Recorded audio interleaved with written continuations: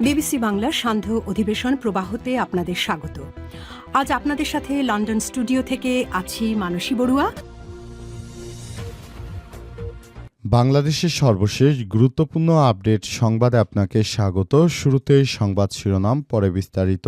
প্রথমেই জানাবো আমাদের হাতে থাকা সর্বশেষ গুরুত্বপূর্ণ সবথেকে তাজা আপডেট সংবাদ। কুষ্টিয়ায় জামাত বিএনপির ব্যাপক সংঘর্ষ, আহত 7। কুষ্টিয়া 4 কুমারখালী খোকসা আসনে ভোট চাওয়াকে কেন্দ্র করে জামাত ও বিএনপির নেতাকর্মীদের মধ্যে ব্যাপক সংঘর্ষের ঘটনা ঘটেছে। এতে উভয় পক্ষের অন্তত 7 জন আহত হয়েছে। আজ জেলার খোকসা উপজেলার মাশালিয়া বাজারে এই ঘটনা ঘটে বলে জানা গেছে।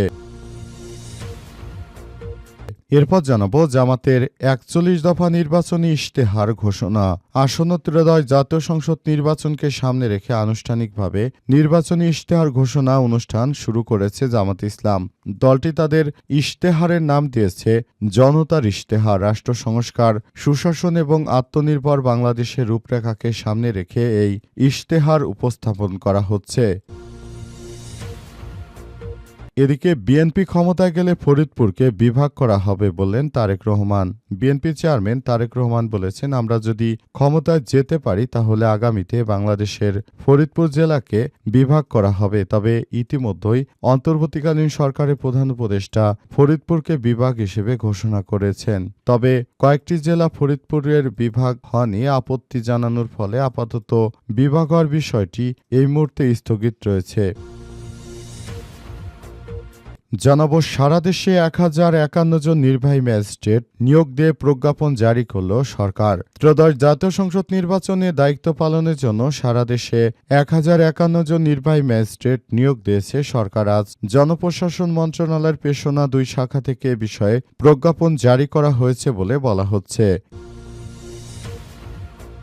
এবং সর্বশেষ জানাবো কর্নেল অলির কথায় জিয়াউর রহমানের অবদান প্রশ্নবিদ্ধ হওয়ার সুযোগ নেই বললেন ডক্টর রেদওয়ান আহমেদ। সম্প্রতি liberal Democrat party LDP chairman colonel অলি আহমেদ কিনে মুক্তিযুদ্ধে সেনাবাহিনীর প্রথম বিদ্রোহের প্রসঙ্গকে প্রশ্নবিদ্ধ করা কথা বলে মন্তব্য করেছেন এলডিপির সাবেক মহাসচিব, কুমিল্লা 7 চান্দিনা আসন থেকে বিএনপির মনোনীত প্রার্থী ডক্টর রেদওয়ান আহমেদ। প্রিয় দর্শক, এতক্ষণ শুনছিলেন সংবাদ শিরোনাম, এবারে বিস্তারিত।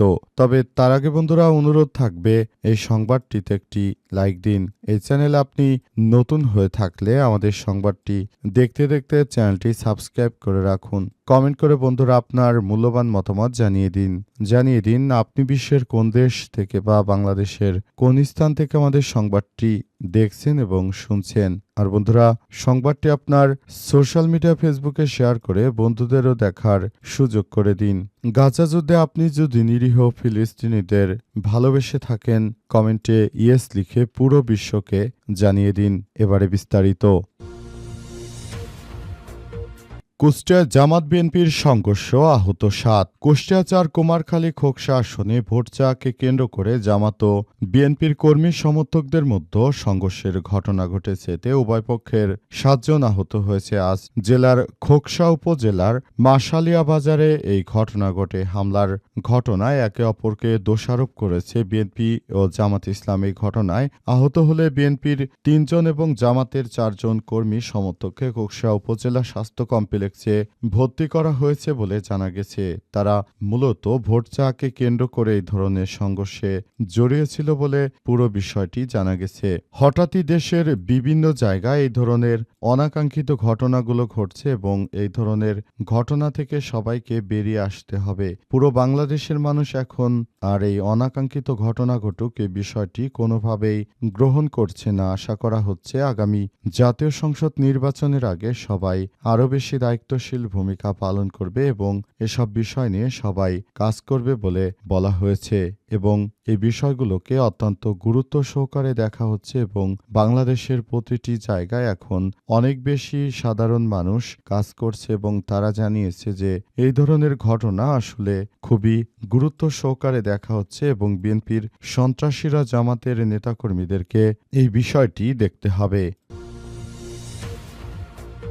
জামাত ইসলামের ৪১ নির্বাচনী ইশতেহার ঘোষণা। আসন্ন ত্রয়োদশ জাতীয় সংসদ নির্বাচনকে সামনে রেখে আনুষ্ঠানিকভাবে নির্বাচনী ইশতেহার ঘোষণা করেছে জামাত ইসলাম। এ বিষয়ে নির্বাচনী ইশতেহারে যে ২৬টি বিষয় অগ্রাধিকার দেয়া হবে এগুলো হচ্ছে: জাতীয় স্বার্থে আপোষহীন বাংলাদেশ গড়ে তোলা এই স্লোগানের আলোকে স্বাধীনতা, সার্বভৌমত্ব এবং জাতীয় স্বার্থে আপোষহীন রাষ্ট্র গঠন করা, ২ বৈষম্যহীন ন্যায় ও ইনসাফ ভিত্তিক একটি মানবিক বাংলাদেশ গঠন করা, ৩ যুবকদের ক্ষমতায়ন এবং রাষ্ট্র পরিচালনায় তাদের প্রাধান্য দেয়া, ৪ নারীদের জন্য নিরাপদ, মর্যাদাপূর্ণ এবং অংশগ্রহণমূলক রাষ্ট্র গঠন করা, ৫ আইনশৃঙ্খলা পরিস্থিতি উন্নয়ন করা, ৬ প্রযুক্তি নির্ভর আধুনিক স্মার্ট সমাজ গড়ে তোলা, ৭ প্রযুক্তি, ম্যানুফ্যাকচারিং, কৃষি ও শিল্পসহ নানা সেক্টরে ব্যাপকভাবে কর্মসংস্থান সৃষ্টি করা, সরকারি চাকরিতে বিনামূল্যে আবেদন, মেধার ভিত্তিতে নিয়োগ ও সব ধরনের বৈষম্য দূর করা, ৮ ব্যাংকসহ সার্বিক খাতে সংস্কারের মাধ্যমে আস্থা ফিরিয়ে এনে বিনিয়োগ বান্ধব পরিবেশ নিশ্চিত করা, ৯ সমানুপাতিক বা পিয়ার পদ্ধতিতে নির্বাচন সুষ্ঠু পরিবেশ তৈরি করা, ১০ বিগত সময়ে রাষ্ট্রীয় পৃষ্ঠপোষকতা বহির্ভূত হত্যাকাণ্ডের বিচার অধিকার নিশ্চিত করা, ১১ জুলাই বিপ্লবের ইতিহাস সংরক্ষণ করা, ১২ কৃষিতে প্রযুক্তি ব্যবহার, ১৩ ২০৩০ সালের মধ্যে সম্পূর্ণ ভেজালমুক্ত খাদ্যর পরিবেশ নিশ্চিত করা, ১৪ ক্ষুদ্র মাঝারি শিল্প বিকাশের পাশাপাশি কাজ করা, ১৫ শ্রমিকদের মজুরি বৃদ্ধি, জীবনযাপনের মান বৃদ্ধি করা, সংখ্যালঘু মেজরিটি মাইনরিটি নয় বরং বাংলাদেশের নাগরিক হিসেবে সবাইকে সমান অধিকার দেয়া, ১৮ আধুনিক ও সর্বজনীন স্বাস্থ্যসেবা প্রদান করা, ১৯ সমসাময়িক বিশ্বের চাহিদাকে সামনে রেখে শিক্ষা ব্যবস্থার মৌলিক সংস্কার করা ইত্যাদি আরও নানা রকম কথা বলা হয়েছে। বিএনপি ক্ষমতায় গেলে ফরিদপুরকে বিভাগ করা হবে বললেন তারেক রহমান।